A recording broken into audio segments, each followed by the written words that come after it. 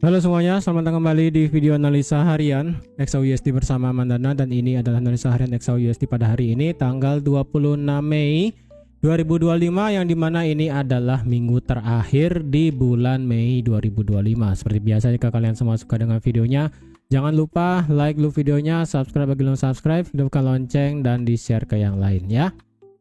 Oke, sekarang kalau dilihat apakah kita lebih prefer untuk mengambil buy atau ambil posisi sell untuk saat ini. Seperti yang sudah saya share juga di community kemarin ya, bahwa pergerakan ekstrim XAUUSD kemarin itu disebabkan oleh adanya Trump memberikan kebijakan tarif baru untuk Eropa sebesar 50% yang akan diterapkan tanggal 1 Juni 2025, which is itu adalah lagi 1 minggu.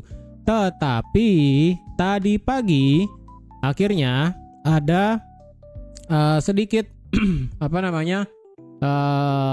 perundingan sedikit antara pihak Eropa dengan Trump, yang dimana akhirnya Trump sedikit melunak dengan memberikan kebijakannya itu kemungkinan akan di-pause sampai tanggal 9 Juni 2025. Berarti diberikan tenggang waktu hanya 1 minggu ya.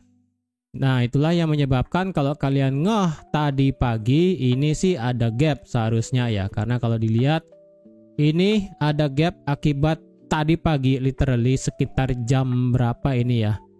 Kalau dilihat ini sekitar jam 6 pagi ya, jam 6 pagi ketika market open. Di sini kalian bisa lihat bahwa agreed to extend European tarif deadline ke 9 Juli. Itulah yang menyebabkan langsung terbukanya gap ke bawah untuk adanya gap di atas untuk di XAUUSD ya. Oke. Untuk hari ini kalau dilihat secara analisa fundamentalnya, kita nggak punya berita apapun hari ini ya. Kalender ekonominya santai aja, tidak menjadi masalah. Cuman ya tarif itu doang sih ya. Kemarin itu hari Jumat sebenarnya ada 2 tarif yang diberikan oleh Trump. Yang pertama adalah dari Apple ya. Apple katanya bakal dikenakan tarif sebesar 25% jika Apple itu tidak dibuat di Amerika. Ya kita tahu lah iPhone biasanya kan dibuatnya itu di Cina atau enggak di assemblingnya itu di Vietnam gitu kan. Nah, di situ kemarin di hari Jumat malam memberikan statement kalau Donald Trump itu akan memberikan sebesar 25% tambahan kalau nggak salah ya. Mana dia kemarin ya, ini ya, Apple dan Samsung ya. Apple nggak mesti Apple doang ya, ini Apple dan juga Samsung akan diberikan sebesar 25% kalau nggak salah kemarin di sini ada dibilang ya. Mana dia kemarin ya, pokoknya adalah kemarin ya. Di sini Apple sama Samsung bakal dikenakan tarif jika semisalnya itu tidak dibuat di Amerika. India pun juga tidak menolong gitu kan. Cuman ya kita tahu kalau iPhone, Samsung gitu kan ya, terutama Samsung sih ya. Kalau Samsung kita tahu itu kan perusahaan Korea ya kan. Ini kayaknya bakal sedikit memberikan tekanan sedikit ke Korea Selatan sih seharusnya ya, karena kita tahu Samsung itu kan brand besar ya kan. Kita tahu banyak brand dari Samsung, banyak turunan dari Samsung ya kan, nggak mesti HP, ada TV, ada laptop, ada kulkas, ada mesin cuci, semuanya itu kan banyak. Nah, ini yang kemungkinan sih masalahnya dari satu ya, di Korea itu belum ada presiden. Ya, seperti kita tahu kemarin kan ada berita Korea itu presidennya dimakzulkan ya kan, diturunkan jabatannya, sehingga sekarang itu Korea belum ada presidennya. Jadi kalau dibilang ini memberikan tekanan ke Korea, sebenarnya sih kayaknya Korea nggak takut sih ya. Kita tahu sifat dari orang Asia itu kalau nggak salah itu nggak begitu takut sih seharusnya ya. Karena kita tahu kalau Cina itu powernya kuat sekali ya kan.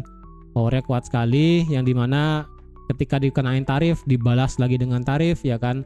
Sedangkan untuk orang barat itu kita tahu bahwa mereka itu lebih kritis, lebih pemikir, sehingga ketika EU dikenakan Eropa itu kan dikenakan tarif 50%, mereka lebih prefer untuk mengadakan diskusi. Nah, dengan adanya Apple ya, Apple tuh kita tahu biasanya kan kalau nggak MacBook, iPhone, AirPods, itu doang sih ya yang saya tahu produknya. Kalau Samsung itu kan banyak. Nah itu memberikan tekanan sedikit ke market sih sebenarnya ya, ke stock market. Nah apakah ini bisa membuat XAUUSD naik lebih tinggi? Sementara nanti saya bahas ya secara fundamentalnya. Oke, sekarang kita baca dari segi teknikal dulu. Nah kemarin di komentar itu kan banyak banget yang bilang bahwa candle weekly-nya itu berbeda ya kan. Ya nggak masalah sih sebenarnya ya, kalian mau pakai apapun. Ini kan yang saya pakai untuk analisa adalah FXCM, yang biasanya kalau brokernya yang beda. Itu kemarin juga saya nemu case kalau broker Exness itu biasanya emang beda ya kan, beda dengan di biasanya mirip dengan Oanda. Kemudian FBS aja kadang beda, MT4 sama MT5. Kemudian ada Okta juga kadang ada yang beda gitu kan, ada yang mirip dengan FXCM atau forex.com, itu beda-beda. Jadi saya sih di sini lebih prefer pakai yang biasanya digunakan ataupun yang jam marketnya itu sesuai. Dalam artian kita tahu biasanya kalau market buka itu kan jam 6 pagi ya, market tuh buka jam 6 pagi bukan jam yang lain, minimal beda 1 jam ya kan. Jam 6 pagi WITA berarti jam 5 WIB. Minimal kalau beda berarti adalah jam 4 WIB atau enggak jam 5 WITA. Itu doang sih. Jadi yang biasanya saya pakai untuk jam internasional sih seperti itu. Karena kita tahu belajar dari textbook untuk jam market forex kan setiap hari Senin itu dibuka jam 5 WIB atau enggak jam 6 WITA gitu kan. Jadi yang saya pakai untuk analisa lebih ke sana. Di sini saya pakai adalah FXCM. Seperti itu ya. Oke. Dari segi weekly, kalau kita lihat akhirnya weekly kita ada close di atas penutupan candle untuk yang kedua kalinya ya. Kemarin kita melihat penutupan candle di minggu tanggal 5 ya, tapi ini kan nanggung banget ya, nanggung banget.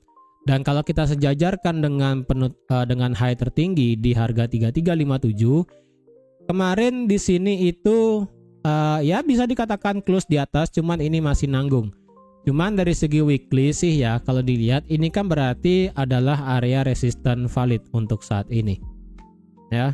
Ini merupakan area resistance valid untuk di XAUUSD, dan ini sih ceritanya sudah dites sedikit ya, sudah dites sedikit dan sekarang ini bergerak naik. Dan kita tahu juga ada gap di atas.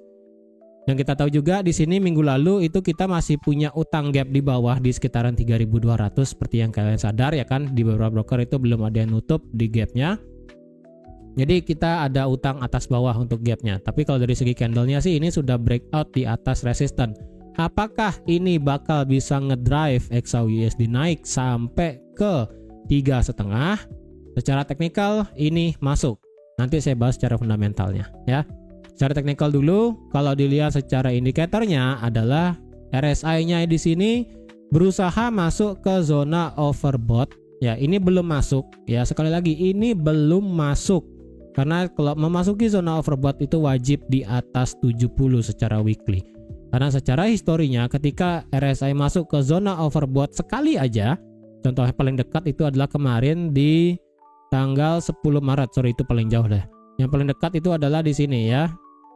Di 31 Maret. Kalian bisa lihat ketika dia naik di sini di minggu selanjutnya marketnya langsung naik dari 32 sampai 3,5. Jadi otomatis secara weekly sih di sini saya perlu adanya kenaikan di atas 70 secara weekly RSI baru bisa saya katakan bullishnya mantep banget. Cuman sekarang sih ya secara teknikal ini sudah dites. Ya hampir sih ya, hampir resisten become supportnya ini hampir dites, cuman apakah perfect banget ini dites, nanti kita lihat time frame kecilnya ya. Dari segi stokastiknya ini sih berusaha untuk nge-cross lagi balik ke atas. Jadi kalau misalnya ini berhasil balik lagi nge-cross ke atas, ya udah sih, ini berarti otomatis kita berhasil yang namanya membuat high lebih tinggi, yang dimana berarti otomatis kita bisa membuat yang namanya all time high baru. Tetapi saya kasih tahu sedikit dilema ya. Kenapa di sini saya katakan sedikit dilema? Dari segi monthly candle nanti ya di hari Jumat. Karena saya katakan dilema karena dari segi daily. Sekali lagi daily ini marketnya masih dalam kondisi membuat lower low, lower high, lower low, dan ini potensial membuat lower high yang baru. Inilah yang saya katakan dilema, ya. Karena kalau ditarik dengan menggunakan Fibonacci dari swing high ke swing low terdekat, ini marketnya bisa dikatakan hampir kena 78,6. Ya, hampir kena 78,6. Kalau dibandingkan dengan kejadian sebelumnya, ketika market kena 3,5 dan kemudian drop ekstrim sampai 3.100 sampai 3.200, marketnya naik sama, hampir kena 78,6. Nah, inilah yang saya katakan sedikit dilema. Jika semisalnya marketnya di sini mengulang seperti kejadian swing di tanggal 22 April sampai 1 Mei, ini bisa aja membuat yang namanya kedepannya bisa terjadi lower low yang baru. Ya, bisa saja ini membentuk lower low yang baru. Jadi, kalau semisalnya ini memang marketnya membuat lower low, lower high, lower low, dan lower high potensi, ya ingat ini belum valid. Berarti potensialnya marketnya bisa ngebuat lower low yang baru, yang dimana sih saya inginkan memang marketnya turun sampai 3.000. Itu sih yang saya inginkan, ya kan. Cuman dari segi weekly nggak masuk, karena ini weekly-nya sudah break di atas resistannya. Dan apakah resistan ini bisa dikatakan valid? Ya bisa aja kayak kemarin, ya kan, bisa aja nggak valid, yang dimana kalian tahu 2 minggu sebelumnya kita sudah menggambar, lebih tepatnya saya pribadi menggambar ini adalah resistan, ya kan, resistan support, resistan support, resistan support. Dan ketika di tanggal 12 Mei mingguan itu marketnya drop close di bawah 32, 35, marketnya apa yang terjadi minggu selanjutnya? Marketnya langsung break ke atas, dan ini malah break di sini. Jadi ibaratnya break bawah, break atas. Nah, yang saya worry-nya adalah ini justru memberikan kita ketidakjelasan di dalam market. Ya. Tapi kalau seandainya memang daily-nya itu lebih condong untuk OTW membuat lower low baru, bisa saja. Karena sekali lagi, ini sudah memasuki area 78,6. Hampir sih ya, hampir. Cuman kalau dilihat, hati-hati aja ya, hati-hati aja sih di area ini sebenarnya. Apakah di sini bisa dikategorikan sebagai swing trade untuk ada yang mengambil swing? Jika kalian berpatokan dengan menggunakan Fibonacci ekstrim sampai 78,6, silahkan kalau ada yang mengambil dari segi swing trade di XAUUSD. Cuman kalau dilihat sih dari segi daily, ya kemarin sudah saya katakan berulang kali, ini merupakan area resistance become support yang ada di daily yang tidak bisa kalian anggap remeh. Sekali lagi ya, dari 3350 ya, 3350, kemudian di sini supportnya kemarin berapa kemarin ya, kalau nggak salah di sini ya, di 3360 juga, ya kan. Pokoknya sekitaran sini lah ya, pokoknya sekitaran sini. Memang sih marketnya kemarin itu break di atas 3350. Cuman di sini sih saya masih agak sedikit ragu sebenarnya. Ya, apakah benar ini marketnya OTW buat naik atau enggak? Cuman dari segi daily, kalau dilihat indikatornya, ini sih secara RSI kemarin dengan kenaikan ekstrim hari Jumat itu RSI-nya tidak naik sampai di atas 60. Justru ini masih flat di bawah 60. Ya. Kalau dilihat dari segi stokastiknya ini memang sudah menganga ke atas dan sudah melewati zona 50. Sudah di atas 50 sih ini. Cuman saya pribadi ini masih rada sedikit ragu aja sih. Untuk hari Senin jujur ini masih belum clear potensinya bakal kemana. Cuman sekali lagi, kalau misalnya ke depannya marketnya lebih prefer ngebuat ini adalah sebagai lower high baru, bisa aja potensi berarti membuat lower low yang baru. Ya, dari segi daily sih ini marketnya sudah break, ya break dari resistannya di sini di atas 3343, 3350, ya kan. Ini sudah break di atas ini. Jadi otomatis kita bisa melihat adanya kenaikan. Cuman menurut saya ini kalau dilihat di sebelah kiri, ini merupakan area yang lumayan sedikit problem, ya, yang dimana berarti kita bisa pakai 3328 sebagai minor resistance become support yang ada di daily untuk saat ini. Untuk resistannya berarti otomatis kita langsung ke 3430 secara daily ya. Ini sebenarnya sih sudah nggak ada resisten lagi sebenarnya di atas ini. Kecuali ini doang sih ya di bagian atasnya. Kenapa saya ragu ini naik? Itu berdasarkan fundamentalnya nanti ya. Dari segi daily, dari seperti itu. Kemudian dari segi H4, kalau kalian ini sebenarnya marketnya kemarin sudah membuat yang namanya break of structure ya. Dengan membuat di sini adalah inducement-nya. Ini saya tulis dulu deh ya. Ini adalah inducement ya. Ini adalah inducement, kemudian ini adalah break of structure. Walaupun sini break of structure-nya nggak bagus ya. Kenapa nggak bagus? Karena tidak body close sebenarnya. Cuman karena dia sudah melewati dan lebih tinggi, berarti ini sudah di atas ini sih sebenarnya. Nah, ini sudah break of structure ya kan. Di sini adalah inducement-nya. Kenapa di sini saya katakan marketnya ngebuat inducement? Karena kalau dilihat datang dari sini, naik, kemudian turun, naik, kemudian turun, dan ini break. Jadi otomatis dia kemarin, saya katakan kemarin ya kan, marketnya bisa ngebuat low lebih rendah lagi jika 3285 itu break luar biasa. Cuman nggak terjadi, marketnya lebih prefer ngedorong naik. Ini melakukan boss, cuman bossnya itu tidak terlalu bagus. Ya, karena bossnya di sini itu hanya membuat wick di atas. Ataupun hanya ekor atas doang. Itu yang saya katakan sedikit problem jika ini marketnya mau naik, itu doang sih ya. Cuman rada sedikit problem marketnya naik. Jadi yang penting ini marketnya sudah jelas di sini bos memang secara teori. Kemudian di sini adalah inducement-nya, dan kalau ditarik secara trendline minor sekarang yang otomatis dari kemarin di sini dan di sini, ini marketnya masih berada di atas trendline untuk saat ini. Berarti otomatis kita masih bisa berekspektasi marketnya membuat high yang lebih tinggi. Dengan kondisi sekarang adalah dari segi time frame H4, otomatis marketnya harus di atas 3362. Ya, marketnya wajib di atas 3362 selaku H4. Kalau ada candle H4 close di atas 3362 atau enggak di sini ya, 3363 lah ya, 3363,5. Kalau ada H4 di atas itu berarti otomatis ini marketnya bisa cenderung bergerak naik lebih tinggi. Sampai mana?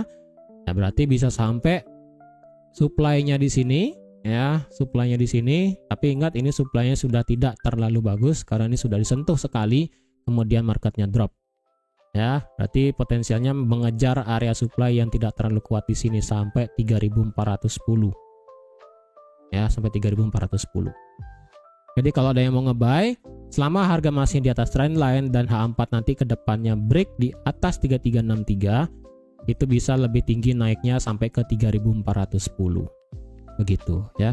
Tetapi jika ke depannya marketnya di sini lebih condong untuk membuat penurunan.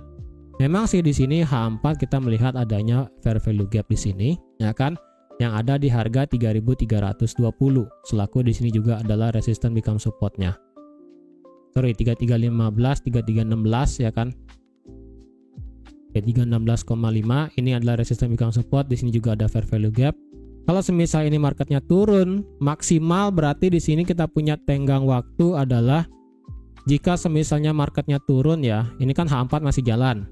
Jadi kalau H4 berikutnya ini kan berarti ada di sini ya. Ini H4 berikutnya. Jika H4 berikutnya turun kena di sini dan tidak melewati trend line, marketnya berarti bisa cenderung bergerak naik. Tetapi jika marketnya sideways diam di sini ya kan, berarti masih punya tenggang waktu sampai nanti malam. Jika hari ini, lebih tepatnya pagi ini sampai nanti sore dan menjelang malam sideways, batasnya berarti adalah sampai jam 7 malam sampai jam 8. Karena kalau tidak bisa break di atas 3363, condongnya adalah ini bisa ngebreak trend line. Ngebreak trend line berarti ini bisa menjadi marketnya bisa lanjut turun ke bawah. Sampai mana? Ekstrimnya sih sampai sini. Meretest 3250. Ya. Meretest 3250. Ini ekstrim. Oke, sekali lagi saya katakan ini adalah ekstrim 3250.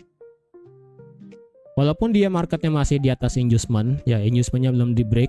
Cuman sekali lagi menurut saya dengan adanya trendline yang sudah dites sebanyak 3 kali bahkan hampir 4, menurut saya ini sudah menjadi validasi bahwa jika misalnya tren lewat ini bisa melanjutkan penurunan.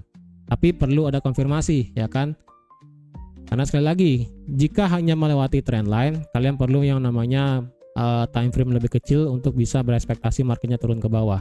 Karena dari segi time frame H4, ini marketnya masih membuat higher high, kemudian di sini membuat inducement, di sini ngebuat higher high.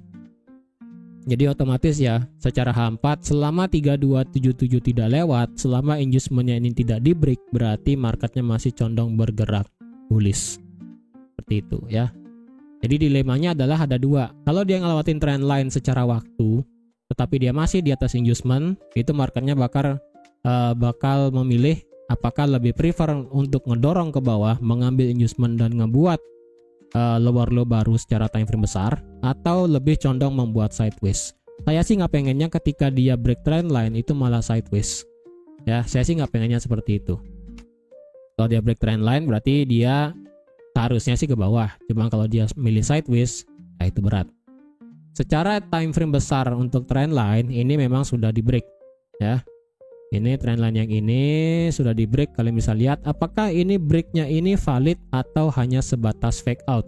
Secara daily ini memang valid sudah break ya. Secara daily ini sudah valid break di atas 3357. Sekarang kepastian ada di hari ini atau nggak sampai besok hari Selasa.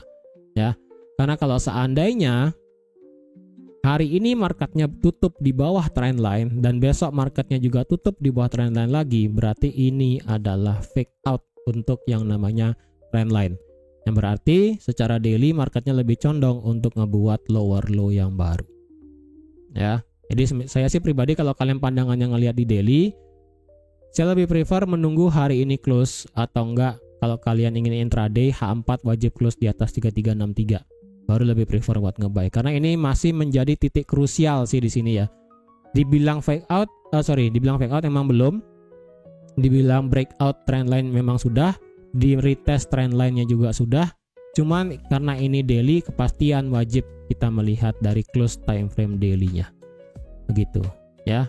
Karena kalau dilihat dari H4 pun ini marketnya masih ini ya, masih bergerak di bawah trendline ini. Jadi hati-hati ya.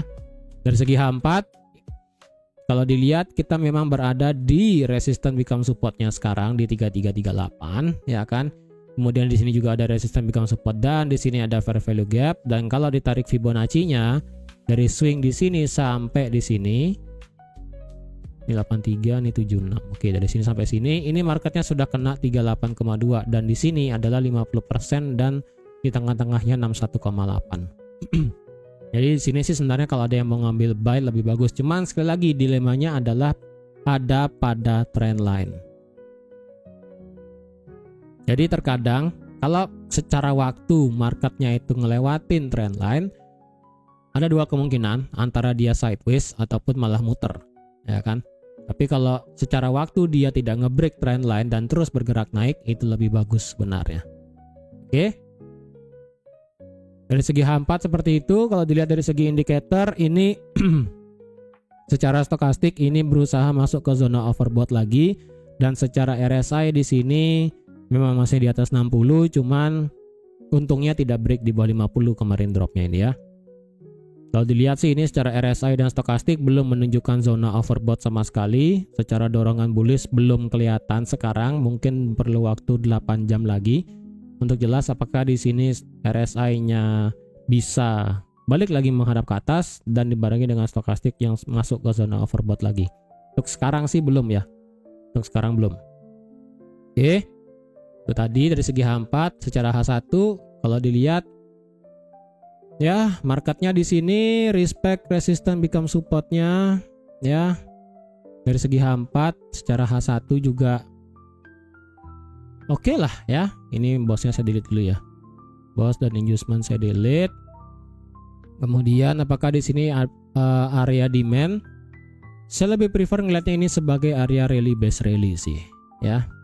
Ini sebagai rally base rally yang dimana dari 3330 enggak sih, satu candle ini kita pakai ya, dari 3331 sampai 3323 ya. Berarti dari sini sampai sini. Ingat tadi di sini fair value gap H4 ya.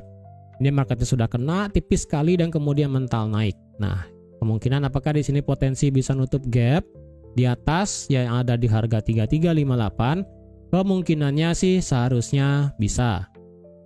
Kalau dilihat secara H1 ini RSI belum break di bawah 50. Ini tinggal menghadap ke atas saja dan ini tinggal RSI stokastik tinggal muter ke atas doang sih sebenarnya.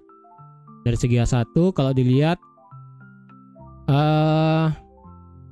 di sini adalah resisten become support H4, di sini juga ada FVG H4, cuman di sini ada demand di H1. Berarti di sini juga ada fair value gap H1. Karena ini sudah dites, berarti kedepannya jika ini marketnya bergerak turun lagi ekstrim, dalam artian dia naik hanya untuk nutup gap tapi gagal ngelewatin H4 di atas 3363,5. Ibaratnya kalau dia sudah nutup gap kemudian dia sideways, kemudian dia lebih prefer condong ke bawah, kalian jangan nge-buy di sini lagi ya. Di sini sudah tidak bagus untuk dijadikan buy area kedua.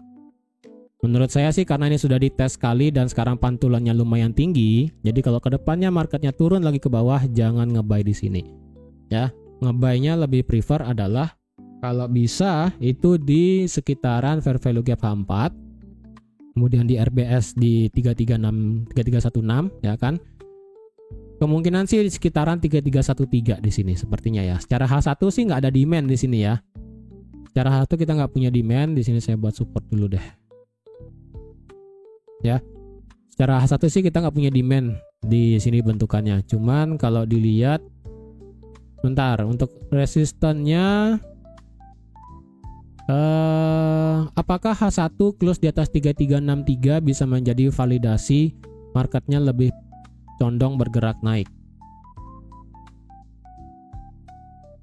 Menurut saya sih H1 kemungkinan bisa sih ya. H1 bisa.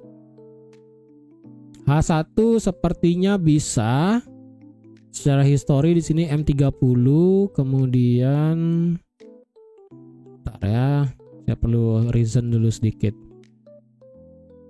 M15-nya, tapi di sini ada M15 ada sedikit halangan sih ya. Yang ada di harga 3375 selaku angka cantik nih. Di bawah kita punya 3285, di atas kita punya halangan di 3375. Ini angka cantik nih, 3375 nih. Itu M15 ya. Coba saya cari di M5 apakah ada. M5-nya ada. M5-nya ada, M1-nya bisa nggak? Atau wah nggak kelihatan ya. M5-nya sih ada ya, M5 ada. Kemudian di sini 3367 sebentar. Coba saya cek ini sudah kena atau belum. Berat. Oke, 3367 ternyata belum kena. Jadi kemungkinan bisa di sweep dan bisa naik ke 75. Hati-hati ya. Memang sih saya bisa saya katakan minimal M30. Oh enggak, M30 enggak ya. Ini sudah fake out di sini. Dan di sini marketnya ngebuat liquidity seharusnya ya. Bentar, kok nggak begitu kelihatan. Nah di H1 nggak kelihatan. M30 ini seperti ngebuat liquidity cuman nggak begitu kelihatan sih ya. M5 juga wah tipis banget sih, nggak begitu kelihatan pola liquidity-nya di sini. Cuman dari segi M30-nya kayak liquidity ya kan dari sini. Kalau kita bicara high-nya doang ya, kayak begini. Tuh kan kayak begini dia. Nih kan diambil.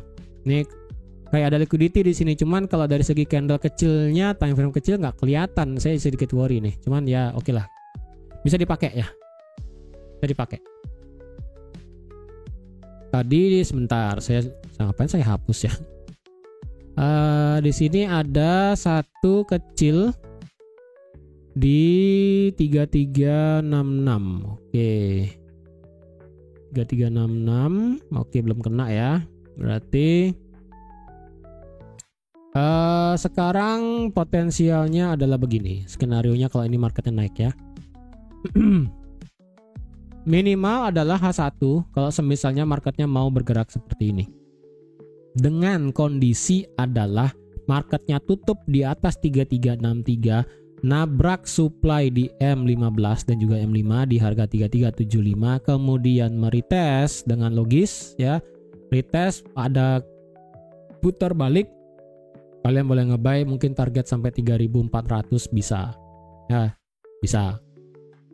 Tapi kalau seandainya terjadi ketika dia naik ya kan, nabrak supply 3375, kemudian dia berusaha naik tapi ternyata gagal dan turun lagi ke bawah, kalian lebih prefer buat nge-sell.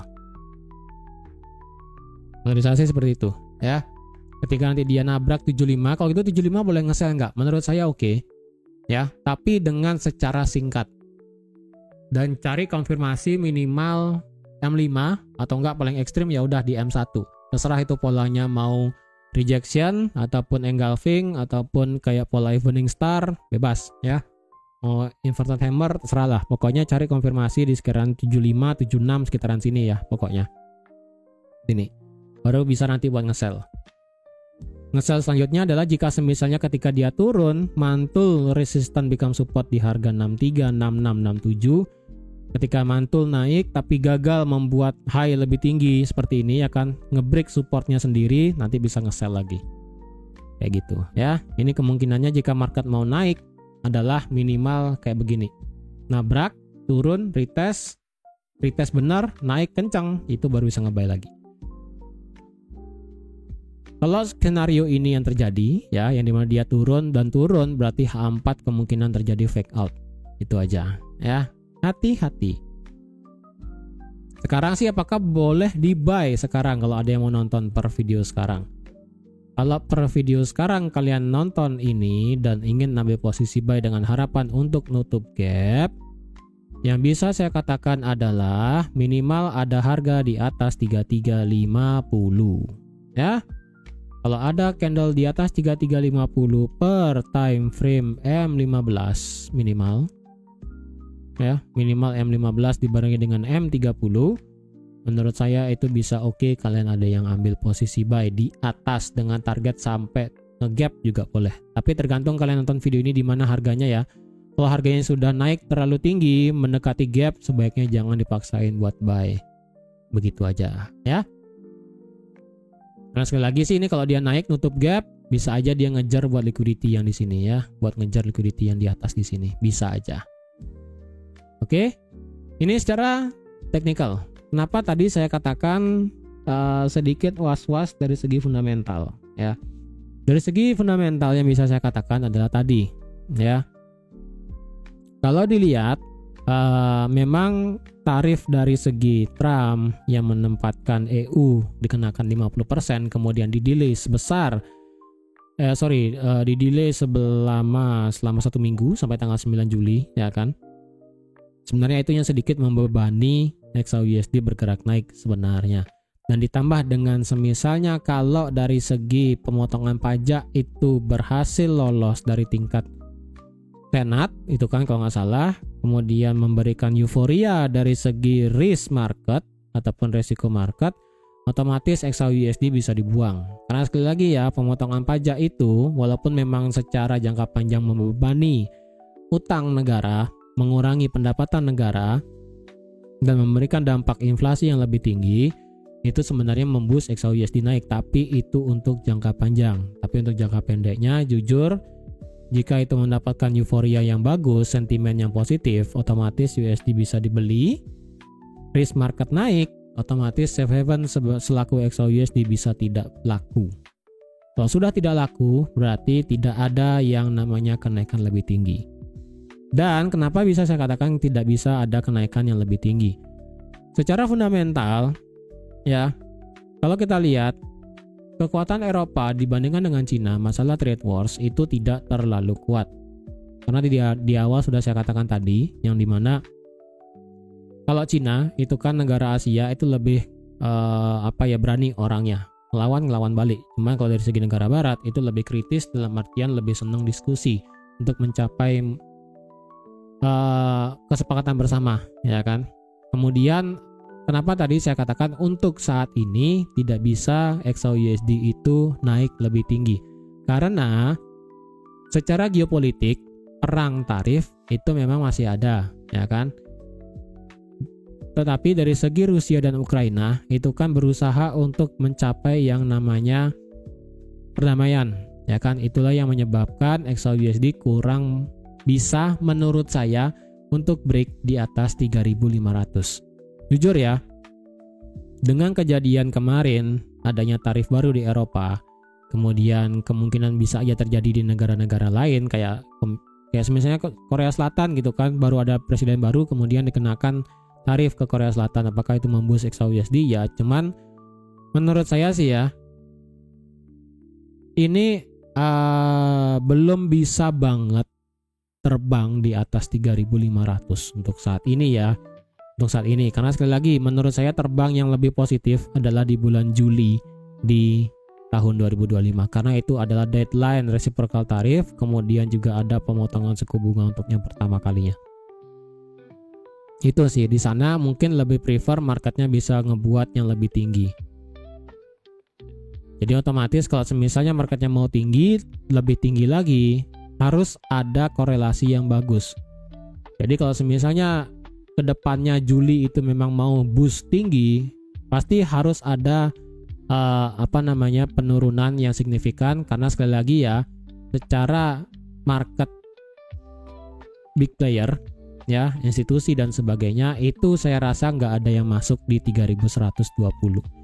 Di sini menurut saya itu tidak ada yang masuk di 3.120. Memang ini volumenya naik, apalagi ketika break 3250 memang itu volumenya naik, cuman menurut saya pribadi institusi lebih prefer mencari harga yang lebih murah, misalnya di harga $3.000 per troy ounce. Karena kalau dilihat sekarang per sentimen dari XAUUSD kemarin minggu lalu ya, kalau dilihat sebenarnya mereka itu belum ada ambil posisi buy yang banyak sih sebenarnya ya. Memang ini mereka lebih nge-close posisi sell-nya. Karena kalau dilihat ini kan mereka 2 minggu lalu mereka nge-buy 746 ya kan, kemudian mereka nge-add short justru lebih tinggi 2000. Nah, minggu lalu mereka nge-close long 129, tetapi mereka lebih banyak nge-close short itu di 2900, sebanyak 2900, yang menyebabkan net postnya itu naik dari 161 ke 163. Apakah net post ini bakal menjadi trigger marketnya bisa lebih tinggi? Sementara sih belum ya, karena dari April sampai sekarang itu belum ada yang masuk.